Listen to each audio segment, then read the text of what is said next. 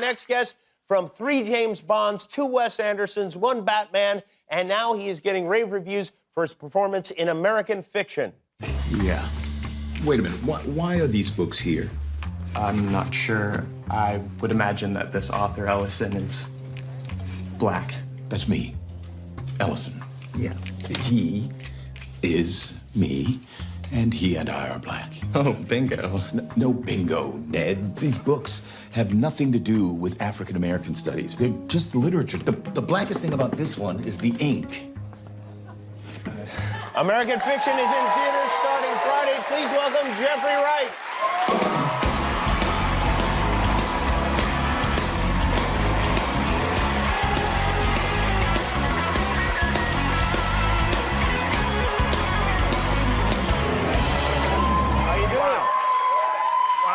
Sweet crowd. Great to have you here. I saw you at the Golden Globes as well, on television, of course, not in person. I was not there. I was at home. We missed you. Yeah, well, thank you. I appreciate that. Yeah. Was it fun?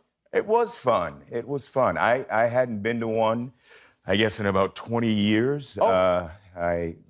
That night, I came home with a little trinket, with a souvenir. So that was more fun. One, right? Yes. Yeah, right. yeah. For Angels in America. Yes, yeah. Yeah.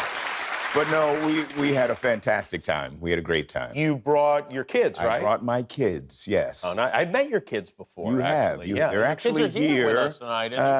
They're Hi, here kids. tonight. Good-looking Yeah. kids you got there. Did they behave themselves at the show? They did beautifully. Who were the kids most excited to meet at the Golden Globes? Well, you know, they did get a chance to meet Harrison Ford. And that's a good one. That was pretty cool. Yeah. Harrison Ford is a guy that, like, you could be 95 years old, you could be 11 years old, and you'll be excited to see Harrison And you have an Ford. appreciation for him. Yeah, we got. Did you chat? You guys were in a movie together, right? Sort of. Briefly. Yeah, we were in a movie together back. I think it was 1989. If I have a calculator, I think that's like about 35 years ago. Mm-hmm. One of my first films, my first major film, really. And if you can find me in this movie, I'll give you a nickel.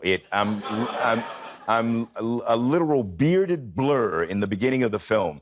So he plays a district attorney, and so they needed, young actors and actors to make up the rest of the office. So I studied politics in college. So you're like, yeah, you think that guy's, I guess, reasonably smart? Throw him in there. So I had no idea what I was doing, but Alan Pakula, great legendary director who directed things like All the President's Men and Sophie's Choice, a brilliant, brilliant guy, had us rehearse for about a week to make sure that we were going to be authentic when it came time to shoot. So I made it over to Queens, I think, and I'm sitting next to Harrison Ford, who at that time was at the peak of his career. Yeah. And if I had a subway token in my pocket to get back home from Queens to Manhattan, I was lucky. I was just starting. But he was so wonderful. He was so gracious. And he did something one day when we were filming that I never forgot. And I told him so the other day. We were filming. He was on the other side of the set. Alan Pakula called him, said, Harrison. And he said, sir? And I stopped a minute because it was like, whoa, this is not like the fun and games that I expected. This is not like loose in the pants. There's a level of respect and a level of decorum that he's showing here to this man and to the process. And it really stayed with me. Did he remember that?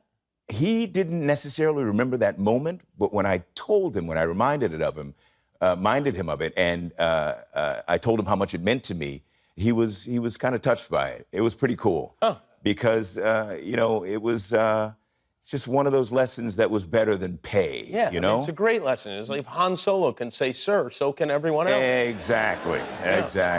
Although I heard he called Alec Guinness just Alec. He didn't even... He didn't bother with Yeah. What did you do before you were an actor? What was your job like before you got that part? So I didn't do much aside from, theater when I was early on. But there was a job that I had. I did have one job that was probably the best job that I've ever had outside of acting. That was after my freshman year of college. I worked for the Washington Gas Company back in my hometown of D.C. What did you do for the gas We were company? repairing gas mains. You did yourself? Yeah. Well, you know, the skilled work was for someone else. I was more like the guy that, you know, who they told, you know, Junior, you see that patch of earth over there? Grab that jackhammer and that shovel and pull a hole in it, you know? Yeah. Oh, you got to use the jackhammer. Oh, yeah. That's good, yeah. though, huh? I was a member of the International Union of Gas Workers. Were you really? Yeah. Are you still? I still have my union card, but no.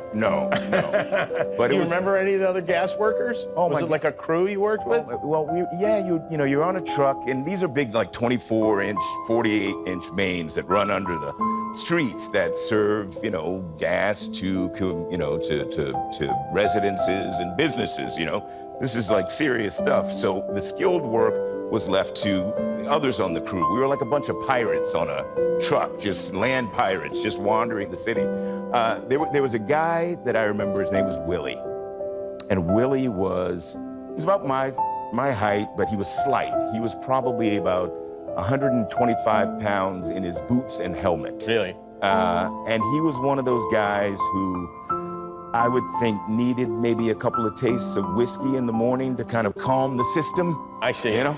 The system was reliant on that in Willie's case, but he was a wonderful guy. He was a character, and I loved him to death. And, you know, Willie would say, you know, we'd be out there working, you know, and it's hot, middle of summer, you know, you're hungry. I'm like, Will, you know, what time is it? He said, God damn, you can't tell these stories without cursing, by the way, with these guys. They say, damn it, Junior, I wish you'd learn somebody else's damn name. When the house man come up, I'll buy you a watch.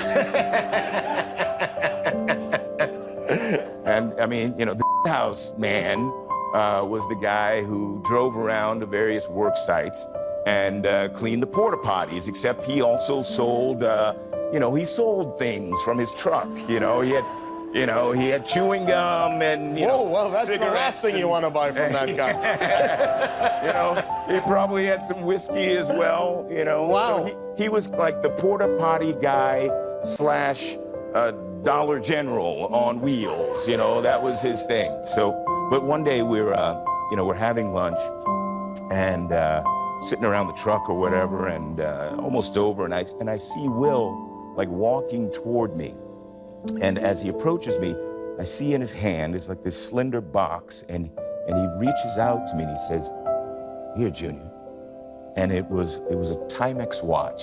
Oh, wow. That he had bought me. Wow. Thing. And it was just such a kind offering, and it kind of told me, you know, you're one of us, you know, that I had been accepted, and you know, I was of the brotherhood of gas workers. Gas workers. But it was also, of course, the fact that he didn't want me calling his damn name anymore, you know, and that had something to do. But that like genuinely moved me, and He gave you the gift of punctuality. Exactly. And I still have that gift, by the way. You mentioned using profane words, and the movie's great. You're great at the movie. Thank you, man. And there's one thing that's really funny. I'm going to leave it to you. What was the working title of the film before you released it? Oh, the working title was, and if you see the movie, you'll understand, or when, the working title was... That was the name that you guys wanted to give the movie. We tried. Yeah. Who stepped in and advised you against that? Well, someone with a bit, I guess, more marketing savvy than the director, Cord Jefferson, and I said, you know, if you go on Google and you look up the movie, it's not the movie that you want to sell. Yeah. I think that marketing guy was probably... Yeah. And Leslie Uggams is in the movie playing your mom. Leslie Uggams plays my mother, and she was absolutely wonderful. I've been a huge fan of her for so many years. For the younger in your audience, Leslie Uggams is an absolute legend. She was on Roots. She had her own variety show in 1969. She was on every show in the 70s. Every show you would see her, and she would perform with Sinatra and with Sammy Davis Jr. in Vegas, the Rapids. She was absolutely beautiful, glamorous, voice like a bird, and But she and that Did you have a crush on her in the 70s? Oh, didn't we all? Yeah, for sure. Yeah. Well, Did you tell her? I told her so. I told her so. The last day, I said, Leslie, I have to tell you something. I said, Mother, I've had a crush on you since the first day I saw you. I waited till the last day because it might have been a little awkward, a little distracting. Freud would approve. Yes, I think, for sure. Yeah. but it might not have helped us working together. Well, I'm sure that made her feel good. Oh God, yes. I mean, she's still full of fire. It's great to have you here. Thank you, Jimmy. Thank you so for much. coming. Thank you so much. I will see you soon. Jeffrey Wright, everybody. American Fiction is in theaters.